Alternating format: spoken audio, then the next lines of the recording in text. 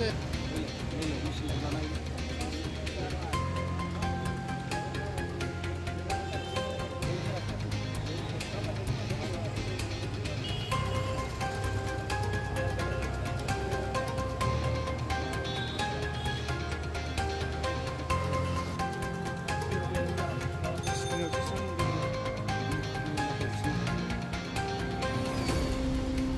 minta dulu.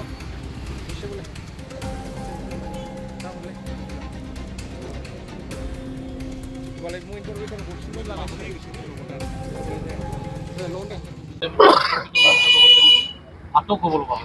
চাওক আমিনুল ইছলামে যিখিনি কথা কৈছে তেখেতে আগৰ পিছৰ কথা টানি পেলাই যিটো কথা কৈছে এইবিলাক অযুক্তিকৰ কথা। আজি তেখেতে বুজিব লাগিছিল যে পেহেলগামত যেটো ঘটনা এটো ঘটনা এটা পৰ্যটকৰ ওপৰত ঘটনা হৈছে। এটা পৰ্যটক টুৰিজম প্লেজত কোনো এনেকুৱা সিকিউৰিটি নাথাকে। তাত হঠাৎকৈ অতবীৰকে যাই তাতে উগ্ৰপন্থীয়ে আক্ৰমণ কৰিছে। তাত যদি তেখেতে মানে কোনোবা চৰকাৰ বা কোনোবা দলক যদি দোষাৰোপ কৰে এইবিলাক ভুল কথা। তেনেকুৱা চৰকাৰক দোষাৰোপ কৰাৰ কোনো থল ইয়াত নাই। এই কাৰণে নাই কাৰণ কাশ্মীৰত আমি জনামতে আজিও ভাৰত চৰকাৰে প্ৰতি 20 মিটাৰ মূৰে মূৰে সেনা বাহিনী বা সামৰিক বাহিনীক তেখেতসকলে মোতায়েন কৰি ৰাখিছে যাতে কোনো ধৰণৰ অঘটন নঘটে। এটো হঠাৎকৈ ঘটি গৈছে এনেকুৱা নেকি কোনোবা চৰকাৰে বিচাৰে নেকি ক'তবা অঘটন ঘটক? এইবিলাক মিছা কথা। এনেকুৱা মন্তব্য দি পেলাই নিজৰ মাজত দেশৰ মাজত মানে বিতৰ্ক সৃষ্টি কৰি মানে নিজৰ মাজত ভুল বুজাবুজি সৃষ্টি কৰিব মানুহক মানে একশন ল'ব লাগে। ময়ো ইয়াৰ বিৰোধী কৰিছো কাৰণ আমিনুল ইছলামে কোৱা কথাখিনি একেবাৰে মানে আমাৰ কাৰণে সমাজৰ কাৰণে একেবাৰে বেয়া কথা। এনেকুৱা কথাৰ পৰা বিৰত থকাৰ কাৰণে আৰু তেখেতক ইতিমধ্যে গ্ৰেপ্তাৰ কৰিছে। তেখেতৰ গ্ৰেপ্তাৰে আমি ভাল পাইছো এই কাৰণে তেখেতে এনেকুৱা কথা কোৱাটো কোনো পদ্ধতি যুক্তিসংগত হোৱা নাই, অসাংবিধানিক মন্তব্য কৰিছে তেখেতে। পাৰিব তেখেতসকলৰ ডেড বডি ভাৰতত আনি মানে পেলাব পাৰিব সেই একশন ল'ব লাগে। ভাৰতৰ জনগণ সাধাৰণ ৰাইজ ভাৰত চৰকাৰৰ লগত বৰ্তমান আছে। গতিকে পাকিস্তানৰ ওপৰত ডাঙৰ এটা মানে সিদ্ধান্ত লৈ পেলাই এইবিলাক সন্ত্ৰাসবাদ দমন কৰাৰ কাৰণে যিকোনো মানে কঠোৰ ব্যৱস্থা লোৱাৰ কাৰণে আমি আহ্বান জনাইছো। আৰু এটা কথা ক'ব লাগিব চাওক ভাৰতবৰ্ষখন পৃথিৱীৰ ভিতৰত চতুৰ্থ এটা শক্তিশালী দেশ মানে সেনা অৰ্ধবাহিনীক সেনা হিচাপে চতুৰ্থ এখন দেশ। এই ভাৰতবৰ্ষৰ মানে যদি প্ৰতিটো চোৰাংচোৱা বিভাগ বা সেনা বাহিনী যদি ইচ্ছা কৰে যে ভাৰতৰ ভূমিত এটা গুলিও ফুটাব নোৱাৰে।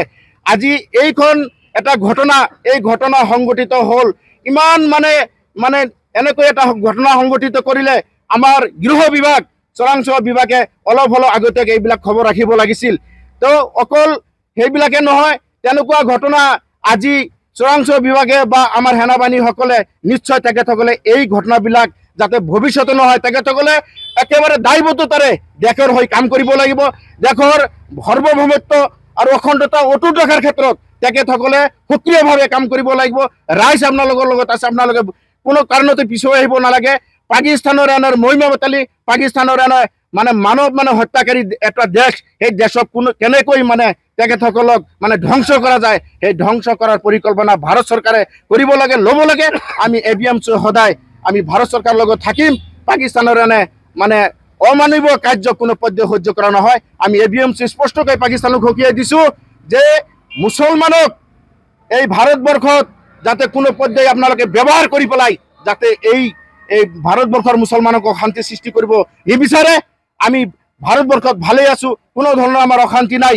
আপোনালোকে যি সপোন দেখিছে আপোনালোকে যি সন্ত্ৰাস সৃষ্টি কৰি ভাৰতবৰ্ষখনত অশান্তি সৃষ্টি কৰিব বিচাৰে এই কাৰ্য আমি ভাৰতৰ মুছলমানসকলে পাকিস্তানক সকীয়াই দিছো। কোনো পৰ্যায় আপোনালোকে এই মুছলমানসকলক যাতে মানে আপোনালোকে জোকাই নলয় তেনেহ'লে কিন্তু পাকিস্তানৰ বিৰুদ্ধে আমি মুছলমানসকলক যুদ্ধ কৰাৰ কাৰণে ওলাই আহিম। আৰু ভাৰত চৰকাৰে তৎকালীনভাৱে একশ্যন লওক আমি যাতে অতি মানে সোনকালে এই হত্যাকাৰীসকলৰ ডেড বডি আমি চাব পাৰোঁ। এইটো আহ্বান আমাৰ ভাৰত চৰকাৰৰ ওচৰত থাকিল। অৰ্থাৎ 22 তাৰিখে কাশ্মীৰ উপত্যকাত পেহেলগামৰ এখন পৰ্যটকস্থলীত পাকিস্তান আশীষপুষ্ট যিটো সন্ত্ৰাসবাদী যিটো তাত সন্ত্ৰাস চলালে মানে সাধাৰণ নাগৰিকক যেনেকৈ গুলিয়াই হত্যা কৰিলে এই হত্যাকাণ্ডক এনেকুৱা বৰ্বৰ হত্যাকাণ্ডক আমি ABMCয়ে তীব্ৰ ভাষাৰে গৰিহণা দিছোঁ। আমি ধিক্কাৰ জনাইছোঁ যে ভাৰতবৰ্ষ স্বাধীনতা বা দেশ বিভক্ত হোৱাৰ পিছৰে পৰা পাকিস্তান নামৰ ৰাষ্ট্ৰখনে সময়ে সময়ে ভাৰতবৰ্ষখন অস্থিৰ কৰাৰ কাৰণে কাশ্মীৰখন অস্থিৰ কৰাৰ কাৰণে তেখেতসকলে সময়ে সময়ে যি ধৰণৰ তাতে মানে অঘটন ঘটাই আহিছে, যিবিলাক ঘটনা তেখেতসকলে সন্ত্ৰাসবাদীৰ জৰিয়তে তেখেতসকলে সংগঠিত কৰি আহিছে। এইবোৰ ঘটনা আচলতে ভাৰত চৰকাৰে আগতেই ল'ব লাগিছিল, একশ্যন ল'ব লাগিছিল। আগতেই ভাৰত চৰকাৰে ইয়াৰ বিৰুদ্ধে মানে এনেকৈ একশ্যন ল'ব লাগিছিল, পাকিস্তানে যাতে কেতিয়াও ভাবিব পৰা মানে কিবা মানে ক্ষমতা তেখেতসকলে যাতে চিন্তা কৰিব পৰা এনেকুৱা চিন্তা কৰিব পৰা নাছিল, যাতে তেখেতসকলে এনেকুৱা এটা মানে বিপদত পৰিব। এইবিলাক আগতে কৰিব লাগিছিল। ভাৰত চৰকাৰে এনেকুৱা আগতে তেনেকুৱা কোনো ধৰণৰ মানে কিবা একশ্যন নলোৱাৰ কাৰণে, তেনেকুৱা তেখেতসকলৰ বিৰুদ্ধে তেনেকুৱা মানে কাৰ্যসূচী নলোৱাৰ কাৰণে, যুদ্ধ তেনেকুৱা নলোৱাৰ কাৰণে কিন্তু আজি পাকিস্তানে এই যোৱা 22 তাৰিখৰ ঘটনা সংঘটিত কৰিবলৈ পাইছে।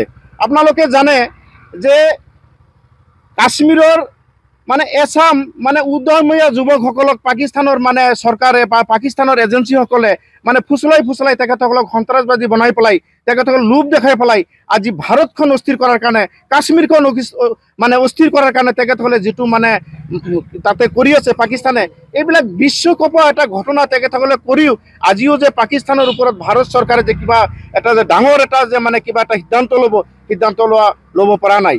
আমি পাকিস্তানৰ এনে কাৰ্য নতুন নহয়, আগৰ পৰাই তেখেতসকলে কৰি আছে। ভাৰত চৰকাৰৰ আহ্বান জনাব বিচাৰিছোঁ, ভাৰত চৰকাৰে আজি তৎকালীনভাৱে আজি সিদ্ধান্ত লওক যে পাকিস্তানৰ এই যে বৰ্বৰ হত্যাকাণ্ড, যে অমানৱীয় হত্যাকাণ্ড, এই হত্যাকাণ্ড তেখেতসকলে যদি বন্ধ কৰিব মানে বিচাৰে বা তেখেতসকলক যদি বন্ধ কৰাব লাগে, এইটো জবৰদস্তি বন্ধ কৰাব লাগিব।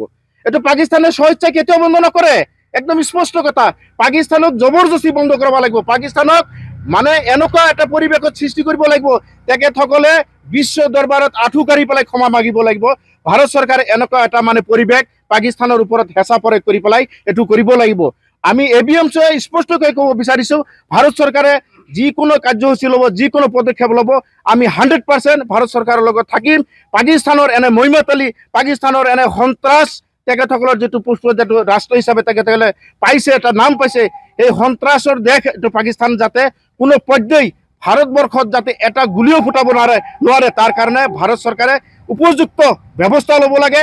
আৰু যিসকল এই হত্যাকাণ্ডৰ লগত জড়িত আছে, এই জড়িত ব্যক্তিসকলক আৰু যিসকল মাষ্টাৰ মাইণ্ড এতিয়া ভাৰতবৰ্ষৰ সমগ্ৰ ৰাইজে জনসাধাৰণে বিচাৰিছে, সেই ব্যক্তিসকলৰ ডেড বডি চাবলৈ বিচাৰিছে। স্পষ্ট কথা, ভাৰতৰ জনসাধাৰণে সেই মাষ্টাৰ মাইণ্ড আৰু যিসকল উগ্ৰপন্থীয়ে এই 28জনকৈ মানুহ হত্যা কৰিলে, তেখেতসকলৰ ডেড বডি চাবলৈ বিচাৰিছে। এই ডেড বডি ভাৰত চৰকাৰে কেতিয়া আমাক দেখাব, সেইটোহে আমাৰ প্ৰশ্ন। ভাৰত চৰকাৰে কি মানে একশ্যন